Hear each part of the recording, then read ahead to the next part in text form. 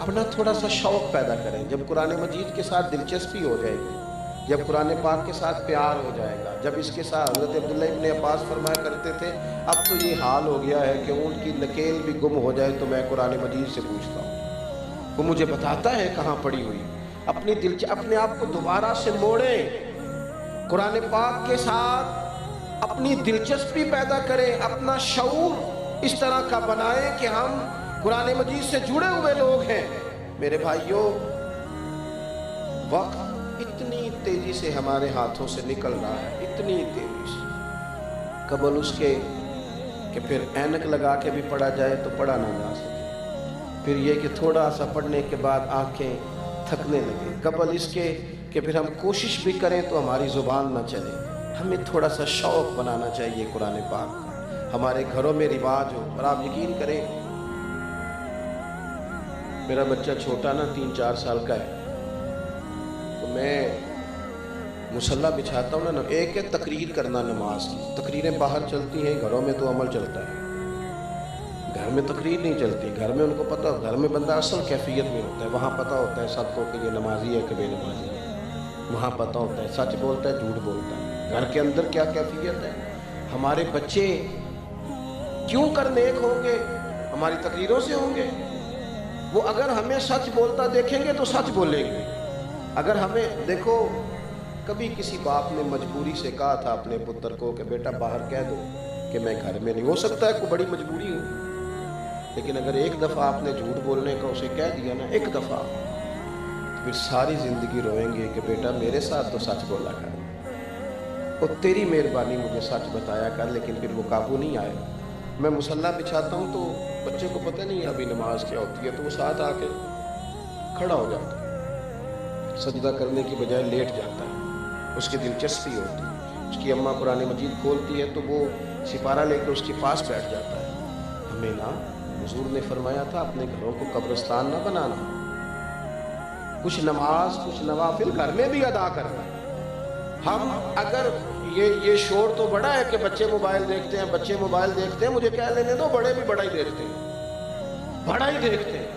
अगर बेटे की गर्दन झुकी हुई है मोबाइल पे तो वाली साहब की भी झुकी हुई है, वो भी कह रहे हैं जरा मुझे खोल के देना, फलां ने क्या भेजा था। खुदारा कुछ समझे चीज़ों को।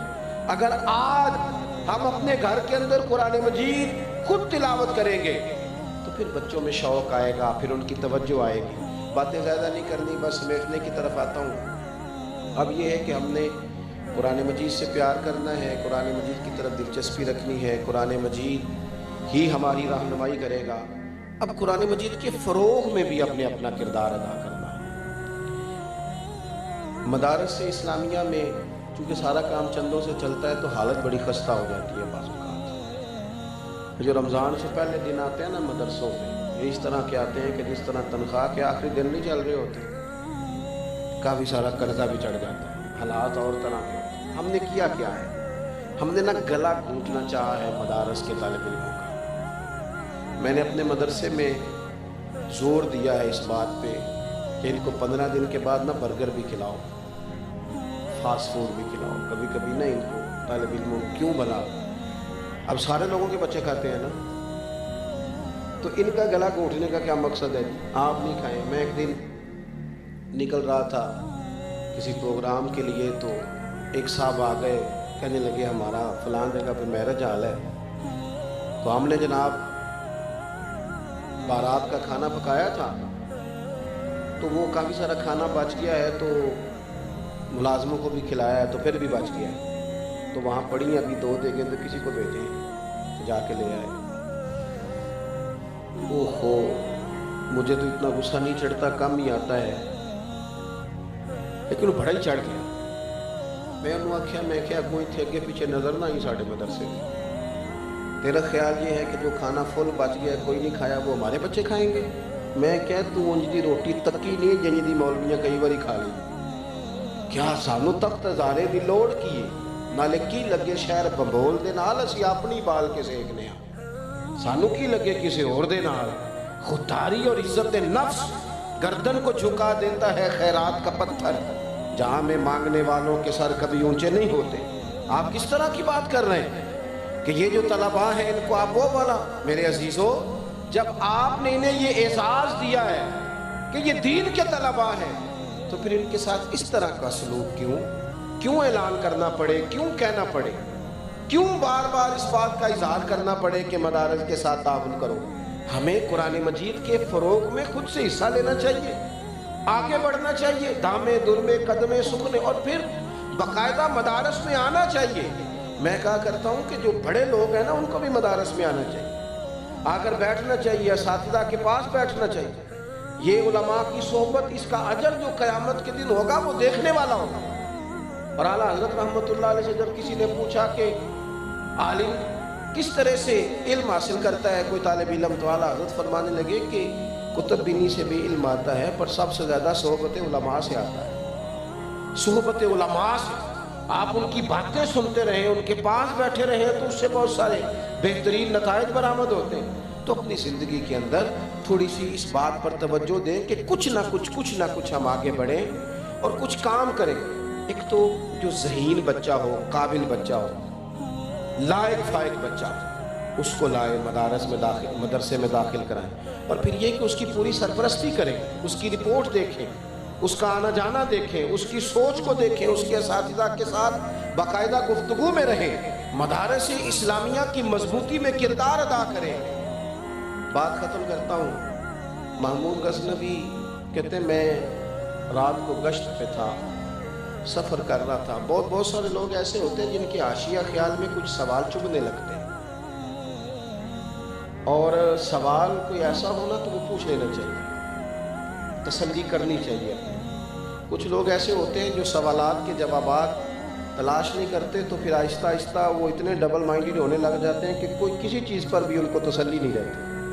محمود غزنوی کہتے ہیں 3 سوال بڑے پریشان کرتے تھے۔ ایک تو ذہن میں یہ خیال آتا تھا کہ میں واقعی سبکتگین کا بیٹا ہوں، اور دوسرا خیال یہ آتا تھا کہ معاذ اللہ ثم معاذ اللہ نقل کفر نہ باشد، قیامت واقعی قائم ہوگی۔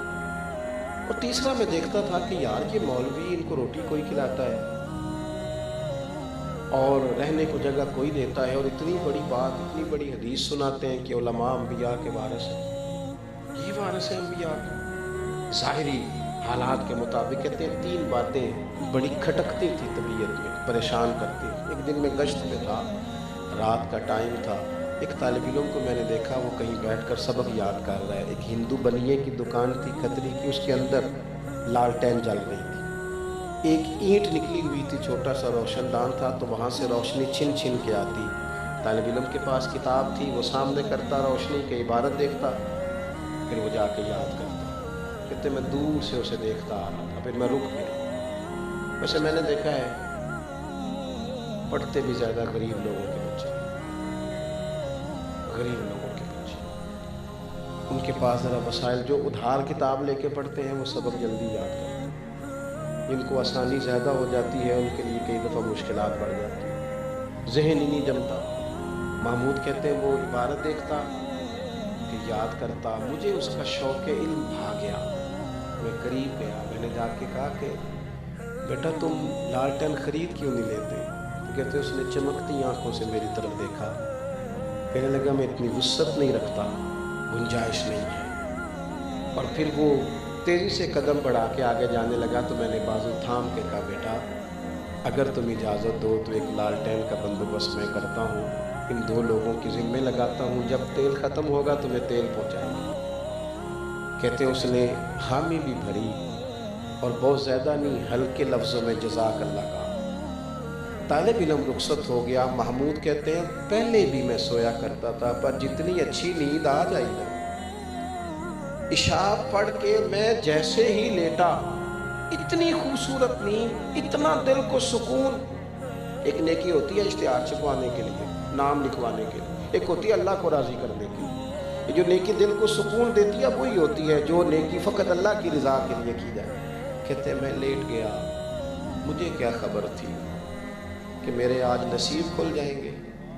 چر ہویا مینوں ترلے لیندیاں، کدی موڑ میرے بلواگاں، خواب میری وچ ایک وار جے آویں، میں ساری عمر نہ جاگا۔ کہتے ہیں میں نے عجیب منظر دیکھا کہ پورا میرا کمرہ روشن، خوشبوئیں پھیلنے لگیں، نظر اٹھی تو سامنے بدوہا کا چہرہ موجود ہے. کہتے ہیں محبوب کریم علیہ السلام نے نا، سنیں اللہ جزا دے، ذرا سنیے، فرماتے ہیں کہ نبی کریم علیہ السلام نے نا زیادہ حضور افصح العرب، تھوڑے جملوں میں بڑی بڑی باتیں فرما دیتے ہیں. کہتے ہیں محبوب نے ایک جملہ کہا اور میرے تینوں سوالوں کے جواب دیے. محبوب فرمانے لگے، او سبکتگین کے بیٹے، آج تو نے میرے ایک وارث کی خدمت کی ہے، میں قیامت میں تیری سفارش کروں.